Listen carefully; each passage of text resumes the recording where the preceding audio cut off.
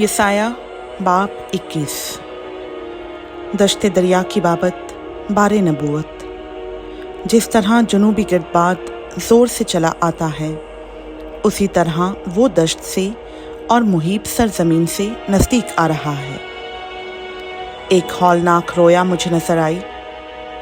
दगाबाज दगाबाजी करता है और गारत करता है। ऐ ऐलाम चढ़ाई कर, ऐ मादी मुहासरा कर। मैं वो सब कराहना जो उसके सबब से हुआ मौखूफ करता हूँ। सो मेरी कमर में सख्त दर्द है और मैं गोया दर्द सह में तड़पता हूँ।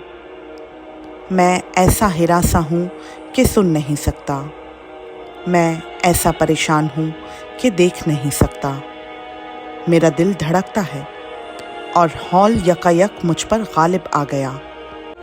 शफ़िक शाम जिसका मैं आरज़ूमंद था, मेरे लिए खौफनाक हो गई। दस्तरख्वान बिछाया गया, निगहबान खड़ा किया गया। वो खाते हैं और पीते हैं। उठो ऐ सरदारों, सिप्र पर तेल मलो, क्योंकि खुदावंद ने मुझे यूं फरमाया कि जा निगहबान बिठा, वो जो कुछ देखे सो बताए।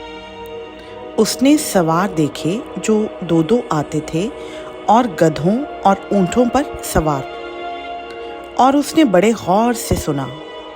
तब उसने शेर की सी आवाज़ से पुकारा, ऐ खुदावंद, मैं अपनी दीदगाह पर तमाम दिन खड़ा रहा और मैंने हर रात पहरे की जगह पर काटी। और देख, सिपाहियों के गौल और उनके सवार दो दो करके आते हैं। फिर उसने यूं कहा कि बाबल गिर पड़ा और उसके माबूदों की सब तराशी हुई मूर्तें बिल्कुल टूटी पड़ी हैं। ऐ मेरे गाहे हुए और मेरे खलियान के गल्ला, जो कुछ मैंने रब्बुल फ़ाज इसराइल के खुदा से सुना, तुमसे कह दिया।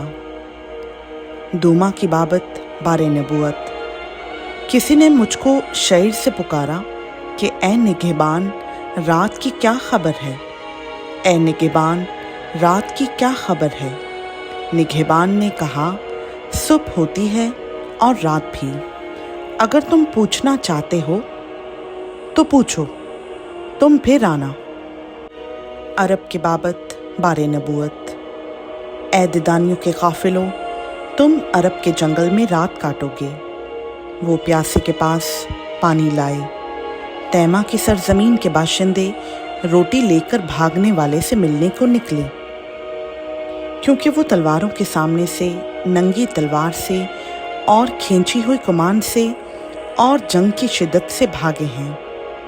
क्योंकि खुदावंद ने मुझसे यूं फरमाया कि मजदूर के बरसों के मुताबिक एक बरस के अंदर अंदर खैदार की सारी हशमत जाती रहेगी और तीर अंदाजों की तादाद का बखिया यानी बनी खैदार के बहादुर थोड़े से होंगे, क्योंकि खुदावंद इसराइल के खुदा ने यूं फरमाया है।